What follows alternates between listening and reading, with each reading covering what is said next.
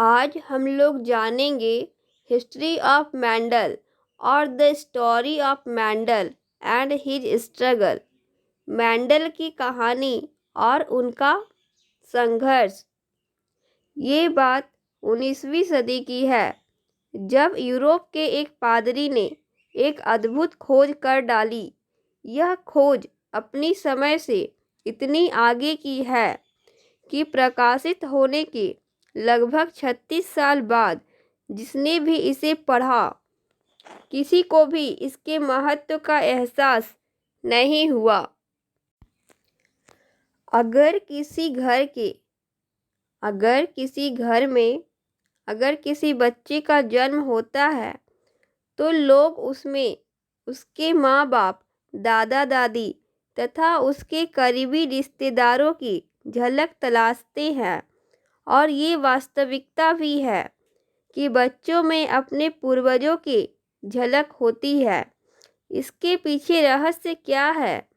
यह सवाल हमेशा से वैज्ञानिकों और अन्य लोगों के दिमाग में घूमता था। आइए जानते हैं जिस वैज्ञानिक ने इन सवालों का हल निकाला, जिस पर आज दुनिया को नाज है। उनका नाम है ग्रेगोर जॉन मेंडल, जिन्हें हम फादर ऑफ जेनेटिक्स के नाम से जानते हैं। मेंडल ने बताया, कुछ नियमों के अनुसार माँ बाप के गुण बच्चों में आते हैं और उनके इसी खोज के वजह से आज हम उन्हें फादर ऑफ जेनेटिक्स कहते हैं। तो जो फोटो हम स्क्रीन में देख रहे हैं, यही है ग्रेगोर जॉन मेंडल। और आज हम इस वीडियो में इन्हीं की लाइफ हिस्ट्री के बारे में जानेंगे। तो आइए शुरू करते हैं ग्रेगोर जॉन मेंडल के बारे में। Gregor John Mendel 1822 to 1884। Gregor John Mendel का जीवन 1822 ईस्वी से शुरू होकर 1884 ईस्वी को खत्म हो जाती है।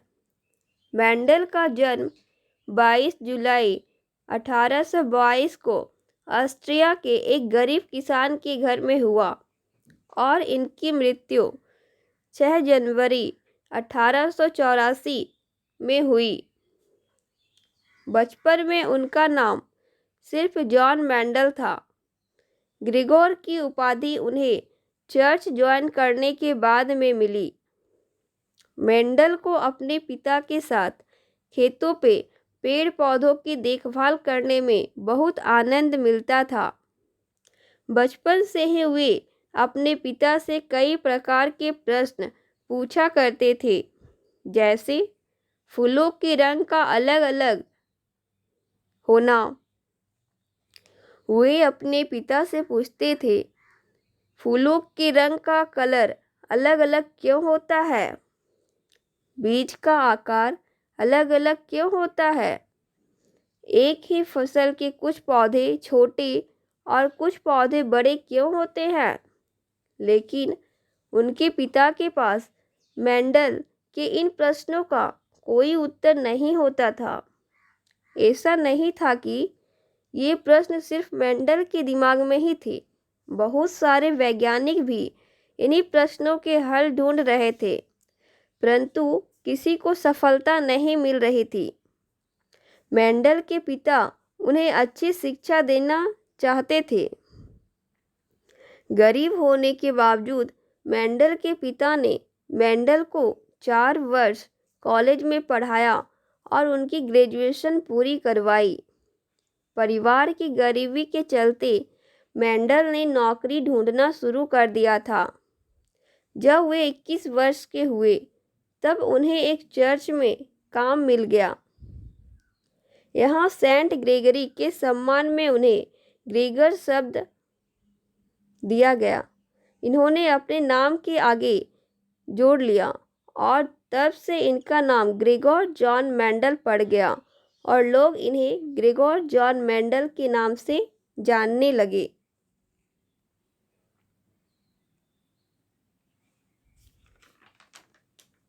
इसी चर्च में एक छोटा सा बगीचा था। चूंकि बचपन से इन्हें पेड़ पौधों में आनंद मिलता था, इसलिए मेंडल उस बगीचे की देखभाल करने लगे और ये देखकर चर्च कमेटी ने उन्हें बागीचे की पूरी जिम्मेदारी सौंप दी। कुछ समय बाद 1847 में उन्हें चर्च का पादरी बना दिया गया।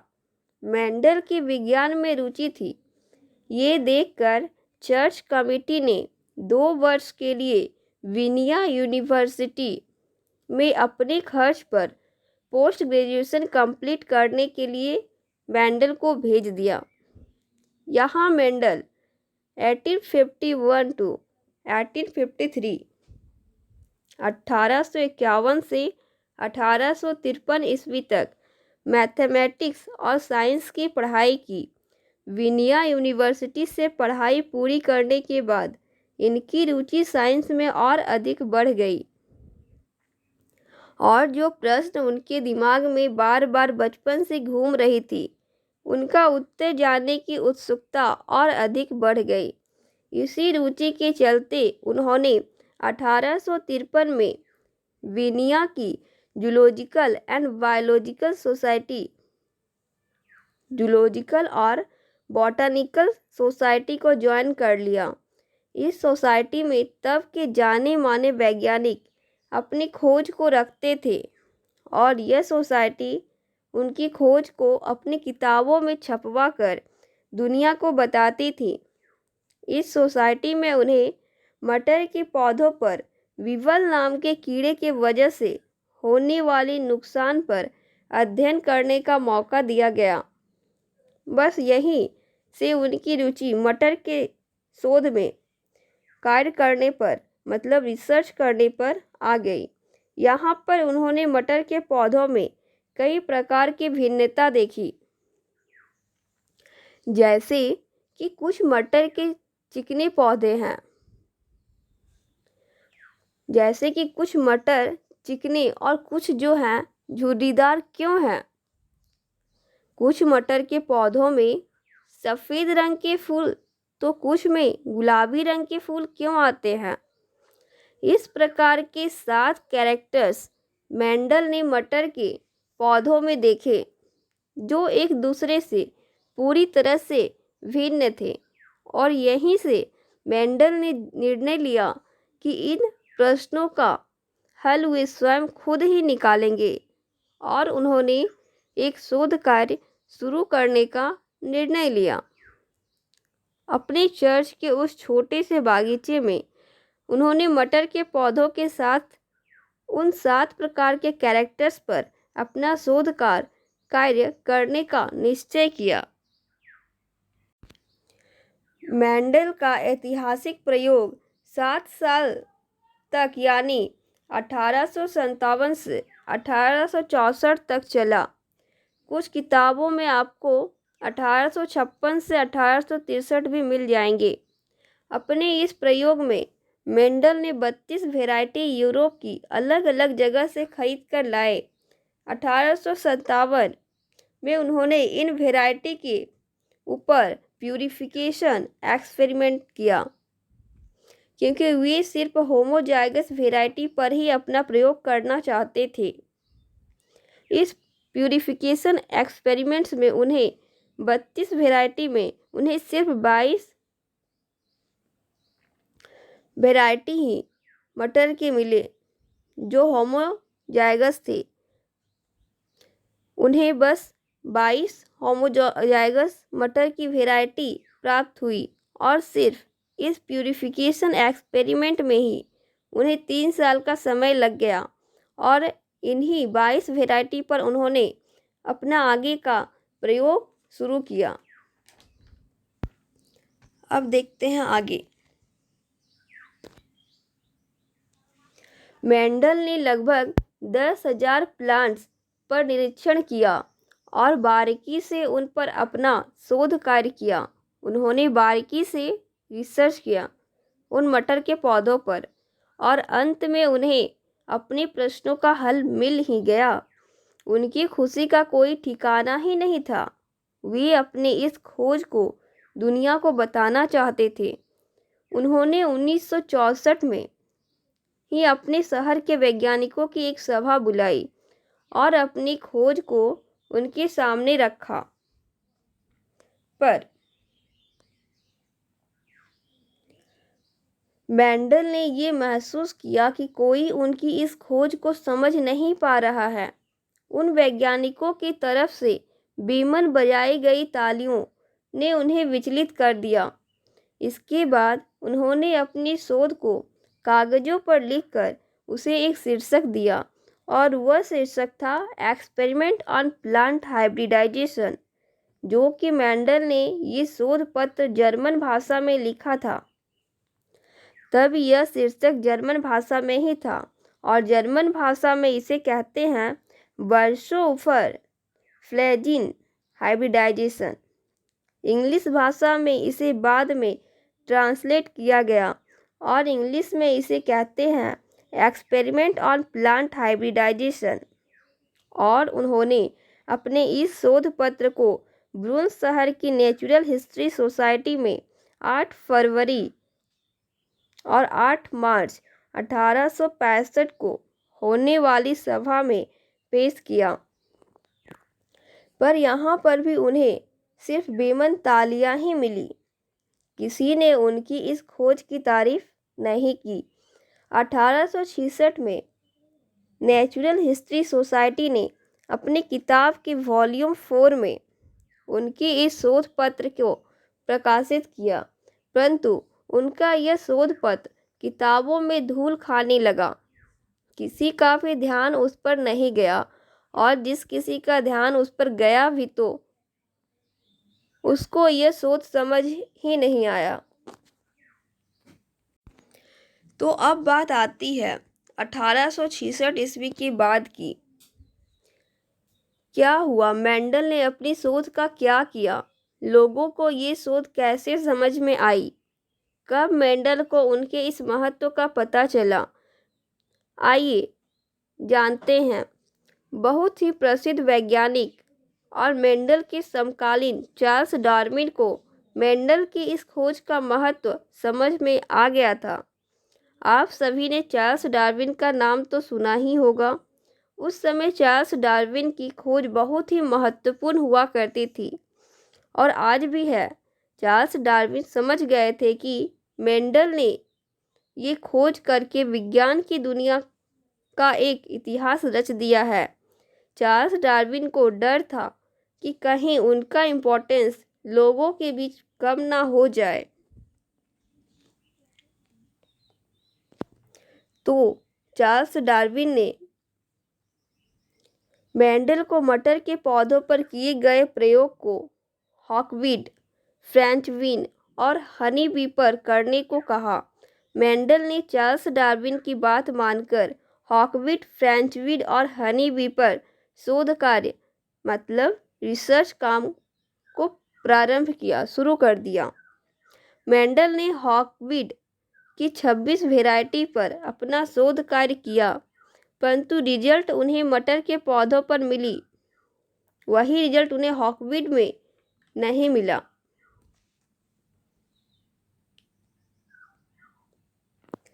क्योंकि हॉकवीड में एपोमेक्सिस नाम की प्रक्रिया पाई जाती है।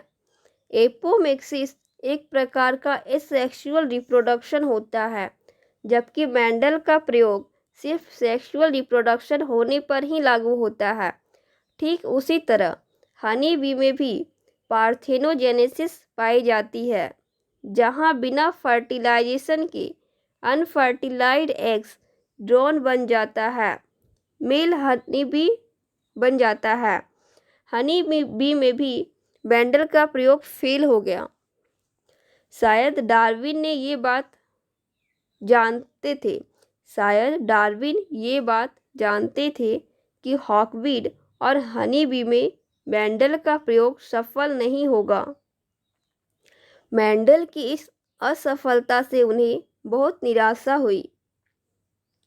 उन्हें भी लगने लगा कि मटर पर किया गया मेरा प्रयोग शायद एक तुक्का था।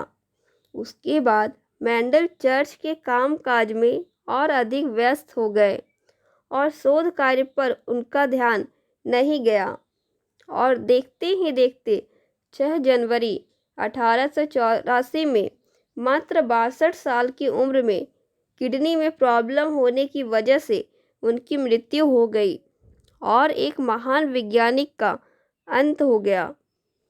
तो जीवित रहते हुए उन्हें कोई भी प्रोत्साहन नहीं मिला। किसी भी वैज्ञानिक ने उनकी इस शोध को नहीं सराहा। किन्हीं ने उनको सपोर्ट नहीं किया। तो अब बात आती है मेंडल को उनके काम का प्रोत्साहन कब मिला। Rediscovery of Mendel. वे कौन थे जिन्होंने मेंडल की शोध को फिर से जीवित किया? आखिर मेंडल की रीडिस्कवरी कब हुई और किसने की? तो ये बात है मेंडल के शोध पत्र के प्रकाशित होने की 36 साल बाद, मतलब सन 1900 में 3 वैज्ञानिक जिनका नाम ह्यूगो डिवरीज हॉलैंड के रहने वाले थे, जो ओनियोथेरा पर काम कर रहे थे। दूसरे वैज्ञानिक थे कार्ल कॉरेंस, जो जर्मनी के रहने वाले थे, जो मैज एंड मटर पर काम कर रहे थे। और तीसरे वैज्ञानिक थे इरिक वॉन सरमार्क, जो ऑस्ट्रिया के रहने वाले थे। ये कई फ्लावरिंग प्लांट्स पर काम कर रहे थे। इन तीनों वैज्ञानिकों के मन में भी वही प्रश्न थे जो मेंडल के मन में थे। इन तीनों वैज्ञानिकों ने भी इन प्रश्नों का उत्तर जानने के बारे में सोचा। इन तीनों ने अलग अलग रहकर एक दूसरे से संपर्क किए बिना अपनी शोध की शुरुआत की। अपनी शोध को शुरू करने से पहले इन्हें ये जानना बहुत ज़रूरी था कि कहीं ये खोज किसी और वैज्ञानिक ने तो नहीं कर ली है, और वे कौन कौन से वैज्ञानिक थे जिन्होंने इस खोज पर काम किया और जिन्हें सफलता हासिल नहीं हुई। और इसी दौरान तीनों वैज्ञानिकों को नेचुरल हिस्ट्री सोसाइटी की वॉल्यूम 4 किताब में मेंडल का वो ऐतिहासिक शोध पत्र मिल गया। मेंडल के शोध पत्र को पढ़कर ये तीनों वैज्ञानिक अचंभित और आश्चर्यजनक रह गए कि जिन प्रश्नों का हल किसी को नहीं पता, उनका हल तो मेंडल नाम के व्यक्ति ने 1866 में कर चुका है। और फिर मेंडल की खोज फिर से यहीं से जीवित हो उठी और वैज्ञानिकों के बीच महत्वपूर्ण चर्चा का विषय बन गया। उस समय के एक बहुत ही मशहूर वैज्ञानिक विलियम वैटसन ने मेंडल की खोज का फ्लोरा नाम की बुक में 1901 में फिर से प्रकाशित करवाया और उनकी सभी एक्सपेरिमेंट्स को फिर से दोहराया। 1902 में 1902 में वैटसन ने मेंडल के लिखे हुए शोध पत्र को, जो कि जर्मन भाषा में थी, उसे इंग्लिश भाषा में ट्रांसलेट किया, जिससे सारी दुनिया के लोगों को ये आसानी से समझ में आ सके। सन 1905 में 1905 में वैटसन ने जेनेटिक शब्द दिया।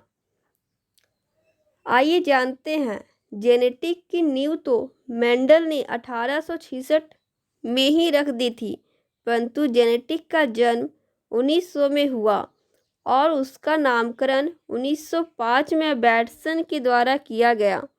वैटसन ने मेंडल के सभी एक्सपेरिमेंट्स को अलग अलग प्लांट और एनिमल पर किया और सभी एक्सपेरिमेंट को अपनी एक बुक, जिसका नाम था मेंडल्स प्रिंसिपल ऑफ हेरिडिटी, उसमें बताया। इस पुस्तक में मेंडल के खोज के सभी सबूत थे, यह पुस्तक जेनेटिक के इतिहास में एक मील का पत्थर साबित हुआ। इस पुस्तक ने बड़े बड़े वैज्ञानिकों के प्रश्नों को हल कर दिया। 1936 में 1936 में R.A. फिशर नामक वैज्ञानिक ने मेंडल के शोध पत्र को स्टैटिस्टिकल एनालिसिस करके उनको सही साबित किया और अपनी बुक एनल्स ऑफ साइंस में बताया। तो आज हमने जाना मेंडल्स की स्टोरी, मेंडल की कहानी और उनका संघर्ष, उनका जीवन कैसे कैसे संघर्षों से होकर गुजरा, ये हम लोगों ने आज जाना। तो आज का हमारा वीडियो था हिस्ट्री ऑफ मेंडल और the story of Mendel and his struggle, Mendel की कहानी और उनका संघर्ष।